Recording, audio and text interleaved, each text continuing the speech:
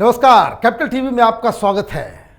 कश्मीर को लेकर हिंदुस्तान के पॉलिटिकल सर्कल में और खास करके मीडिया में, सोशल मीडिया पे बहुत चर्चा चल रही है। लोग ये कह रहे हैं कि कश्मीर का जो मुद्दा है उसमें जवाहरलाल नेहरू ने बहुत अच्छा योगदान दिया। ये लेफ्ट लिबरल कबाल, ये वामपंथी, ये पाकिस्तान के दलाल हिंदुस्तान के अंदर इस तरीके की बातें फैलाकर, अफवाह फैलाकर लोगों को भ्रमित करने की कोशिश में जुटे हुए हैं।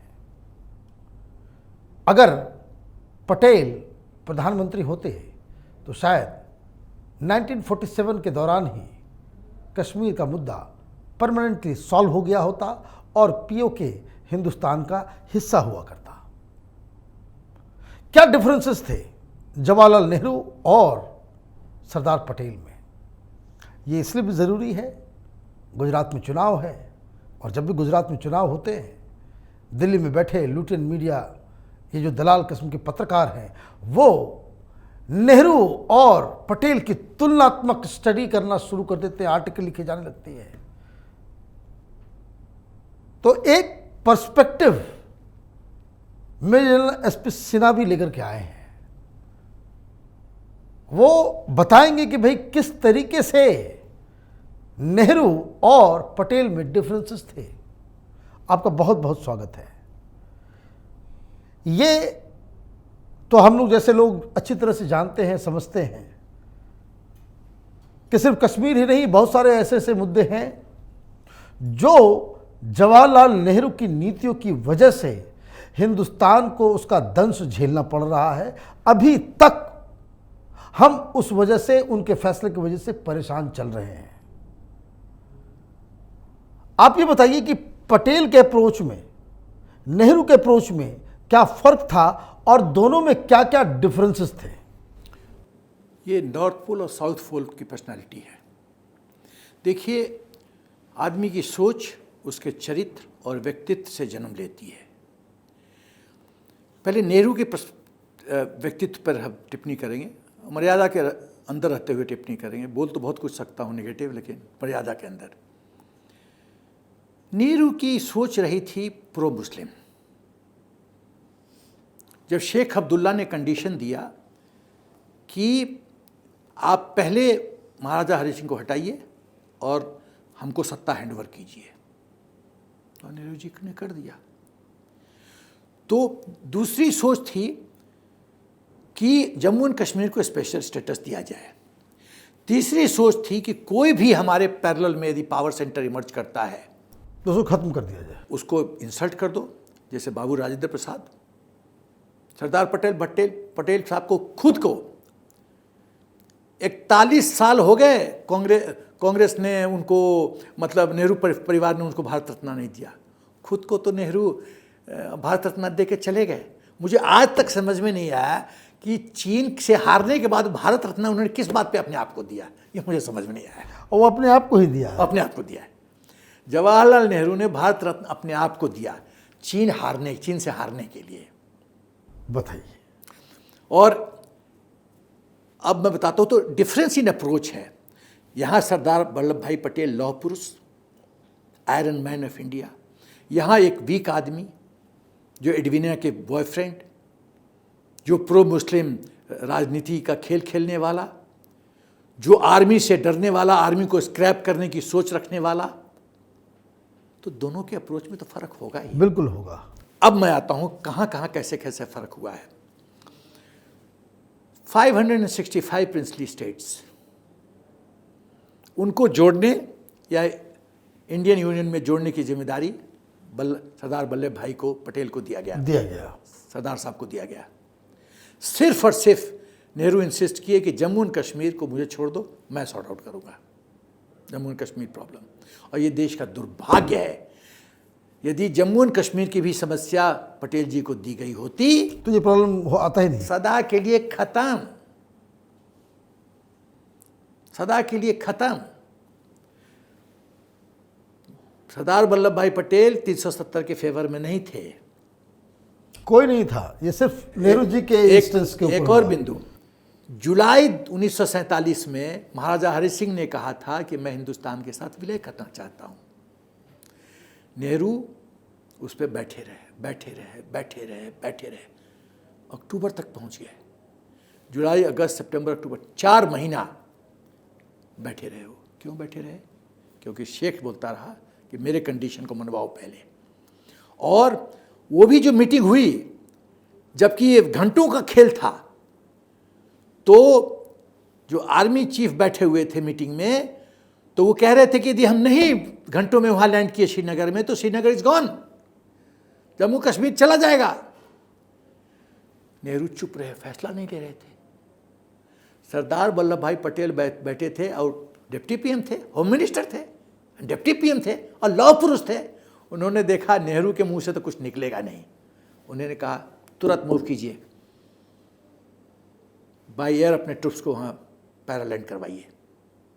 नेहरू चुपचाप रहे, कुछ बोले नहीं। देश का प्रधानमंत्री चुप। तो अप्रोच में टोटल फर्क है। और ये सब समस्या जो जम्मू एंड कश्मीर का है, इसके पूर्ण दोषी हैं जवाहरलाल नेहरू। उसके बाद जो इंटीग्रेशन ऑफ प्रिंसली स्टेट्स का है, नेहरू की अप्रोच थी कि सॉफ्ट अप्रोच रखो। और सरदार वल्लभ भाई पटेल तो लौह पुरुष थे, और बिल्कुल चाणक्य, राइट, चाणक्य बॉर्डर पे काम करते थे।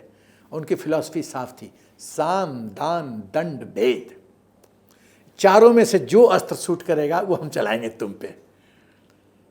नो होल्ड्स बार्ड, कोई चीज पे अंकुश नहीं लगेगा, हम चारों में से जो मर्जी चलाएंगे। हैदराबाद उसका एग्जाम्पल है।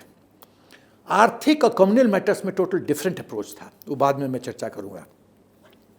1950 में, अब पॉलिटिकल राइवलरी कैसे थी, 1950 में कांग्रेस प्रेसिडेंट के लिए पुरुषोत्तम दास टंडन जी का नाम आगे बढ़ाया गया, जिसको सरदार साहब सपोर्ट किए।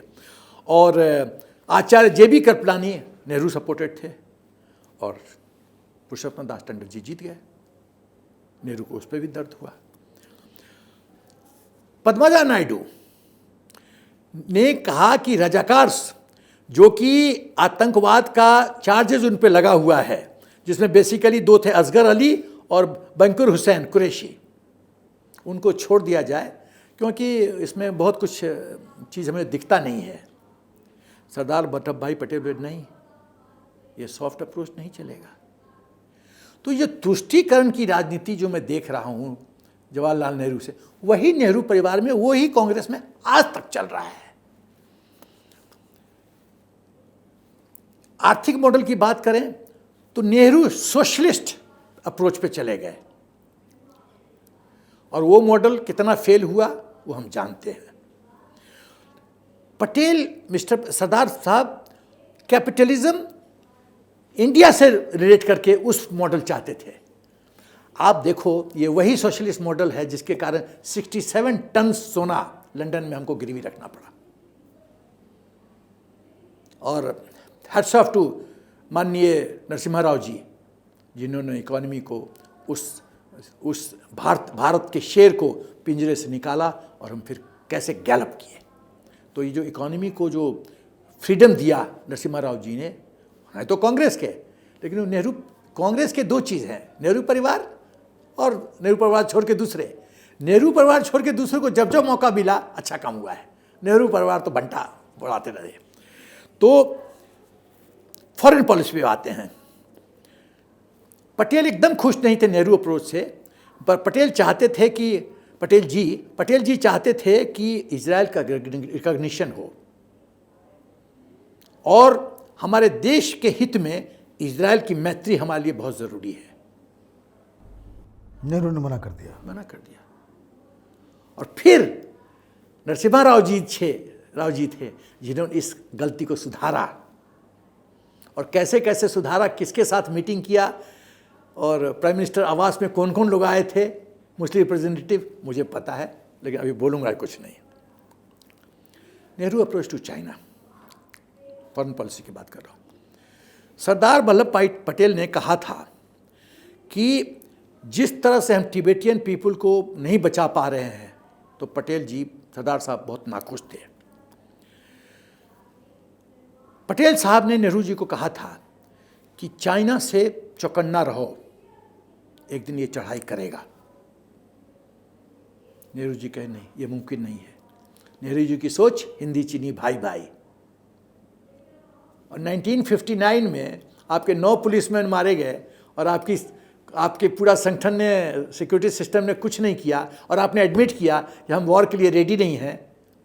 अब उससे ज़्यादा सबूत क्या चाहिए? और तब फॉरवर्ड डिफेंसिव मोड में आ गया, पेट्रोलिंग करवाना शुरू किया और दलाई लामा के चक्कर में माओ से तुंग चिढ़ गए, उन्होंने अटैक कर दिया। और 60s में चियांग काई शेक ने कहा कि टेबल पे बैठो, बातचीत करते हैं। तो पटेल जी चाहते थे कि एटलीस्ट टेबल पे बाकी लिटमस टेस्ट तो करो कि कौन क्या चाहता है, नहीं क्या चाहता है। अरे बात तो तब आगे बढ़ेगी जब बात करोगे। शक्ति अपने पूरा आर्मी को स्ट्रांग किया नहीं और हिंदी चीनी भाई करते रहे तो चीन तो फायदा उठाएगा।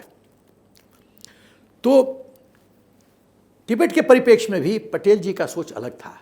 नेहरू ने पटेल को कहा कि तिब्बत चीन के साथ विलय होगा, ये फोरगोन कंक्लूजन है, ये होगा ही।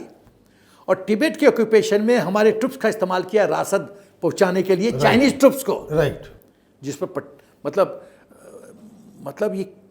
ये सब देख के लगता है कि कितने शॉर्ट साइटेड थे मिलिटरीली। पटेल जी को कई बार उन्होंने कहा कि चाइना अटैक करेगा ही नहीं। पटेल चाहते थे कि सेना को मॉडर्नाइज किया जाए। और ये बैन करना चाह रहे थे। ये तो बैन करना चाहते थे। ये तो लेफ्टिनेंट जनरल, ब्रिटिश आर्मी के लेफ्टिनेंट जनरल को कहा कि हम लोग तो पीस लविंग नेशन है, नॉन वायलेंस में बिलीव करते हैं, हमको जरूरत ही नहीं है, हमको कौन अटैक करेगा। मतलब इतना बेवकूफ़ी कोई हो सकता है? आप शांति प्रिय हो तो मैं आपको अटैक नहीं करूंगा। अरे आपकी सोच, शांति प्रिय सोच आपकी है, मेरी तो नहीं है ना। तो मेरे से आप कैसे बचोगे? ये सोच कौन, मिलिट्री सोच कौन डेवलप करेगा? थ्रेट परसेप्शन में ही वीकनेस था।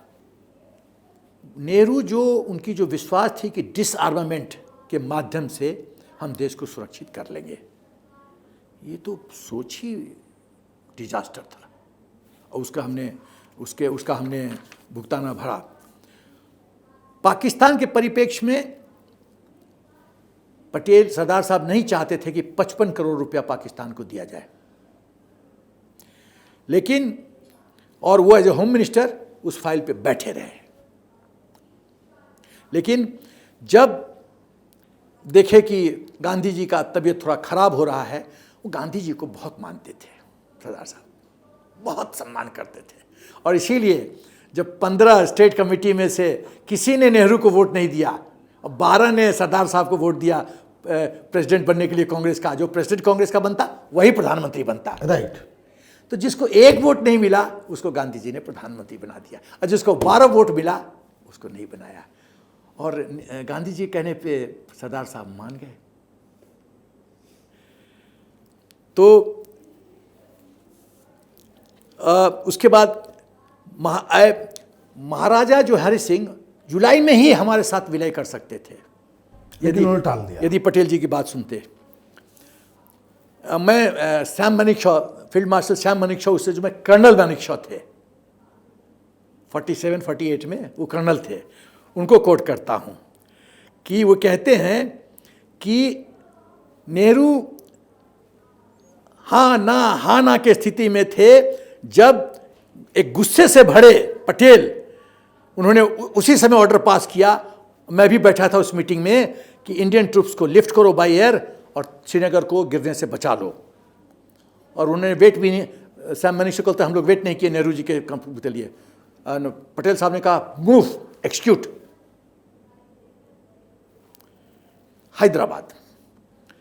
हैदराबाद के परिप्रेक्ष्य में नेहरू सॉफ्ट निजाम के साथ पता नहीं उनका क्या दिल धड़कता था।